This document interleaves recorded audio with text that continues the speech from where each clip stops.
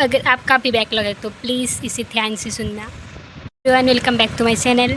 तो आज है मेरी नीट प्रिपरेशन का डे 30 एंड बिलीव ही नहीं हो रहा, बैच को फाइनली 1 मंथ कंप्लीट हो गया। लेकिन अभी भी बहुत सारे लोगों का बैकलॉग है और बैच के साथ नहीं चल पा रहे। तो अगर आपका भी बैकलॉग है तो प्लीज़ इसे ध्यान से सुनना। पहले एक चीज़ क्लियर कर लो, अगर आपका किसी भी चैप्टर में बैकलॉग है तो अभी उसके मतलब 7-8 लेक्चर देख के अपना टाइम वेस्ट नहीं करो। ऑलरेडी बैच में बैकलॉग कवर का 5 आवर का एक लेक्चर सर देते हैं सब चैप्टर का। उसमें ऑलरेडी मतलब जो चैप्टर में 7-8 लेक्चर में भराया है वो सब ऑलरेडी कवर होते हैं और उसे कम टाइम में सर लोग बहुत अच्छी से एक लेक्चर देते हैं जिससे हम बैकलॉग कवर कर सकते हैं, जिस भी चैप्टर का बैकलॉग हो। तो अभी 7-8 लेक्चर देख के अपना टाइम वेस्ट करने से अच्छा है जो 1 शॉट देते 5 आवर का हो करके हम बैच के साथ चले। इससे हमारी टाइम भी बच जाएगा और जितना टाइम बचेगा उससे हम मतलब क्वेश्चन प्रैक्टिस में ज़्यादा टाइम लगा सकेंगे। एंड और एक बात, अभी भी मतलब बैच को 1 मंथ हो गया फिर भी बहुत सारे स्टूडेंट अभी भी सीरियस नहीं हो रहे।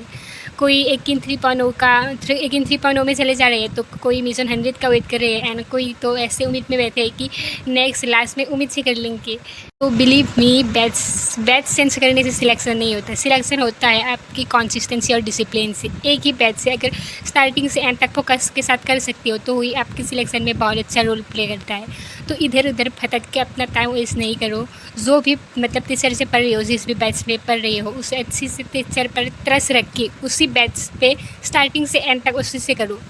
एंड सर लोग ऑलरेडी हमारे लिए कितनी मेहनत कर रही है, मतलब जिसका बैकलॉग है उसे भी बहुत अच्छी से एक ही लेक्चर में सब कुछ कवर करके देते हैं ताकि हम जो मतलब जितना बढ़ाया गया है उसे 8-7 आवर का मतलब 7 लेक्चर ना देख के उस 1 शॉट से ही कंप्लीट कर सके।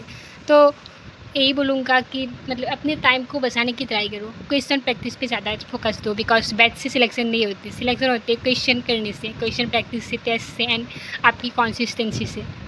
हमारे सर भी बार बार यही बोल रहे हैं कि जिसका भी बैकलॉग है हो उससे कंप्लीट कर ले एंड बैच के साथ चले।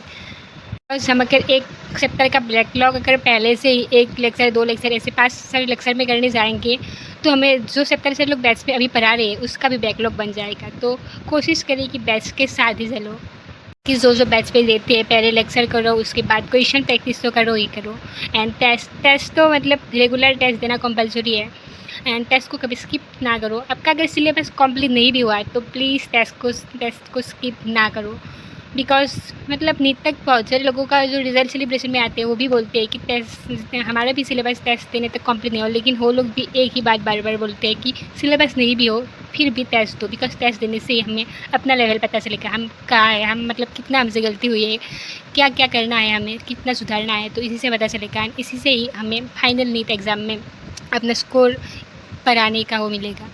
एंड यही बोलूँगा कि मतलब एग्ज़ाम के पहले बहुत सारी क्वेश्चन प्रैक्टिस करो एंड टीचर पर ट्रस्ट रख के जो बैच में कराते हैं वो अच्छी से फॉलो करो।